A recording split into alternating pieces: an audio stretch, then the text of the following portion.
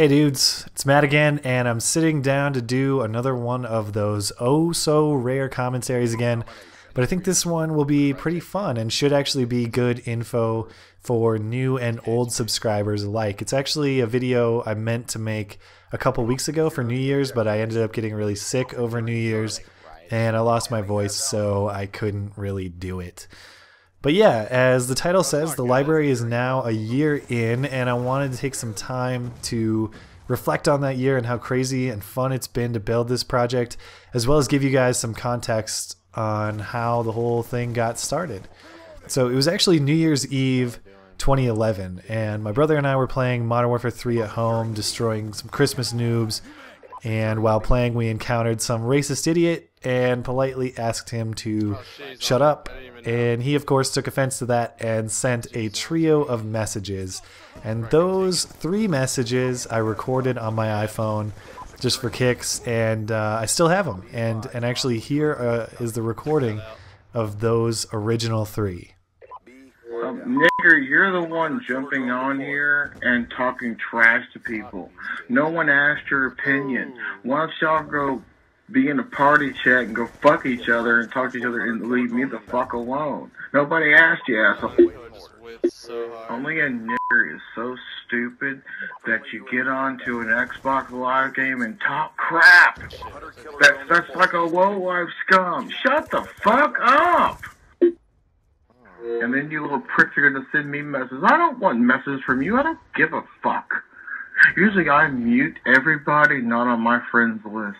And you are a good example of why. Classic. Now, I know that might not seem like much. I know we've all heard this type of guy on Xbox Live, at least if you play mic'd up like most of us do. But after years of playing Halo and Call of Duty and hearing this kind of crap, and of course talking lots of trash with our most professional and prolific trash talker, LG, that was the message that really got me thinking, man, I wish I had a way to record these people and to share them somehow. And wouldn't it be crazy if I had a whole collection of Xbox Ragers? How would I do it, and would people enjoy watching it like I do? I didn't really know. All I knew is I wanted to try it, I wanted to give it a shot, and so I did a little bit of research, grabbed an HD PVR, and at the time what was a terrible Logitech microphone, plugged them into my laptop, and started recording every time I played COD with my friends, and slowly but surely the rage began to trickle in.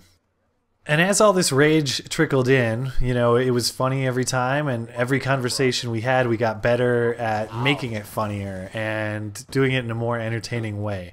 And the thing about all this Xbox rage is it's really interesting to me for a bunch of reasons. On a superficial level, it's obviously hilarious that a person would react so emotionally to something as insignificant as an online video game, right? That's why we all laugh at these people, is because they freak out over something that seriously does not matter at all. But to me, all this rage presents a lot of deeper, more intellectually or philosophically interesting topics. I've always been fascinated by what people are willing to say when we are under a perceived condition of anonymity, right? The terrible things people are willing to say when they think they are faceless or nameless, things that they would never, ever, ever say in a real-life context. I mean, these people only say these terrible things because, 1, they think nobody will ever have a recording of it, and 2, they think nobody will ever be able to assign their rage back to them personally. So to me, anonymity is something much more harmful than even substances like alcohol. If you want to turn someone into a terrible person by removing all his inhibition, don't give him booze, just give him a screen name, right? Anonymity really makes everything go to crap. It just becomes a race, you know, to see who can become the dumbest and the loudest.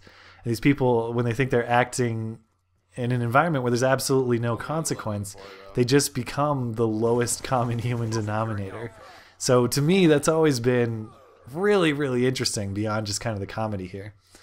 You know, so it's always been kind of a sub-goal of mine to expose these ragers not only for the hilarity, the entertainment that we get out of it, but maybe, just maybe, one of them might see himself behaving this way and rethink the way he acts online, and maybe someday some good will come out of it. I don't know. I've always kind of hoped that, though.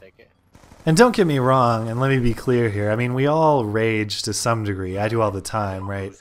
But I'm not talking about the basic frustration with the game. I'm not talking about saying, ah, damn it, you know, when you get killed or whatever.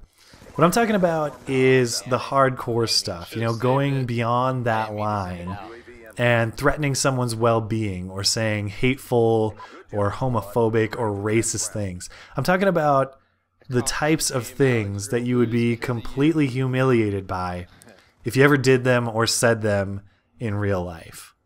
So that's my take on the rage, and that's why I started recording it. And in the beginning, I had no idea what the organization of the channel would be and how to present rage in a fun and a funny way.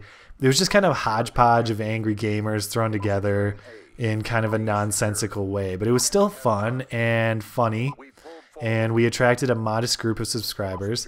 And that's really been the best part. To this day, you know, it's not like this channel has a crazy amount of subscribers. We have a good amount, but by YouTube standards, you know, we're still very, very, very, very small.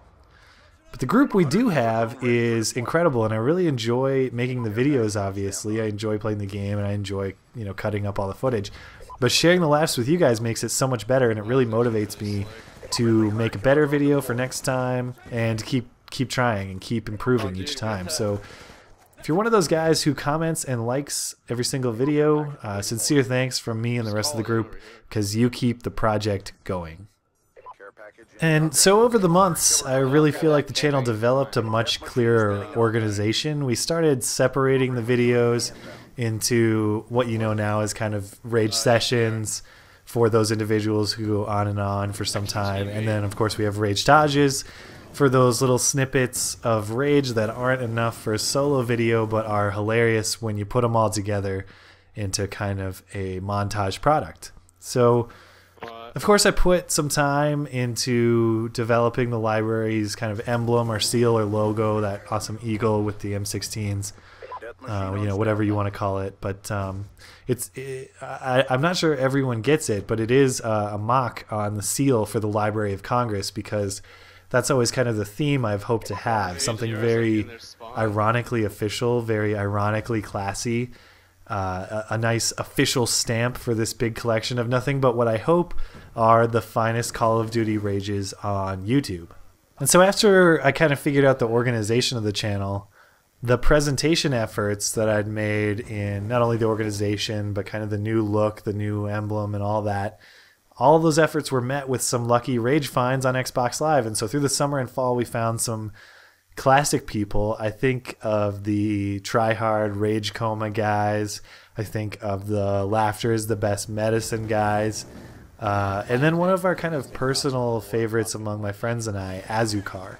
All of those videos are linked on screen right now. If you haven't seen them before, I consider it some of the best and funniest people we've found. So do check them out. But you know, no matter how much I dress up a video with music or good editing or, you know, interesting imagery or whatever, ultimately it's only as good as the rage and the rager that are in it.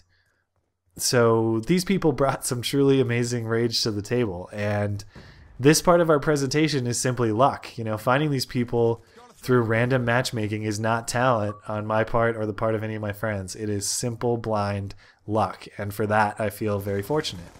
And of course, the ultimate gift from the Rage Gods came in October when some Australian kid quit out of a game of Modern Warfare 3 Face-Off against Sib and I and accused me of hacking and became quickly the finest rager we've ever encountered. I'm, of course, talking about the Death Threat Rager. If you have never seen that trilogy, you gotta watch it. It's linked on screen right now.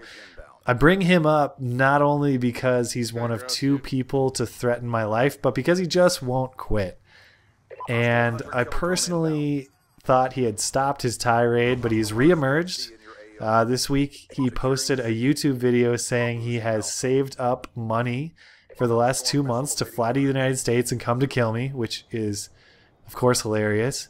YouTube promptly removed his video because you can't post death threats to people on the website, but he quickly reposted another. As soon as he did, I immediately downloaded it so I could have a copy, and I've saved it. So if you didn't get a chance to see or hear his rage, I have a recording of it, and here is what he said. You actually think getting my video deleted is gonna stop me? You are dead fucking wrong, buddy. I've already told you. I've got enough money now. And I'm gonna fucking fly there. And I'm gonna wait for you to be asleep. And I'm gonna fucking stab you repeatedly. Rip out your fucking intestines and hang you from a tree with them. And then give homeless people some bats. And make you their fucking piñata. So, like I said in the other video, fuck you. You're a faggot. And fuck your channel. And fuck YouTube while you're at it. Take a minute. Breathe it in. Reflect upon the rage. Clear your mind of all else, because that is the purest and finest rage available. Glorious. You know, he's been messaging me on Facebook with some enraged nonsense as well, so if you're interested, if you just can't get enough of the Death Threat Rager Kid, there is a transcript. It's linked in the description. You can see what he messaged me on Facebook. It's pretty funny, although I admit I'm a little bit bored of him by now. I think he needs to step it up or just go on his way, because we've all heard it by now. But yeah, I consider his death threat to be very symbolic. Not only is it hilarious, but it summarizes and it symbolizes how far the channel has come in a mere 365 or so days. The channel has developed nicely from crazy experimental project to a reliably funny death threat generator, and we as a group are tremendously proud of that. So if you've been here from the start, you know, thanks for your continued support. Thanks for keeping it going. Thanks for always being there. If you subscribe today, stick with us, because I guarantee lots of future laughs. And as evidence, I offer our last year of work. Please do check it out. So thanks once again, guys. We will see you the next time we talk to a crazy person on Xbox Live. I hope this video gave you a little bit of context and history into the project, and I hope you'll stick around as the project continues to develop. There you go. Bye!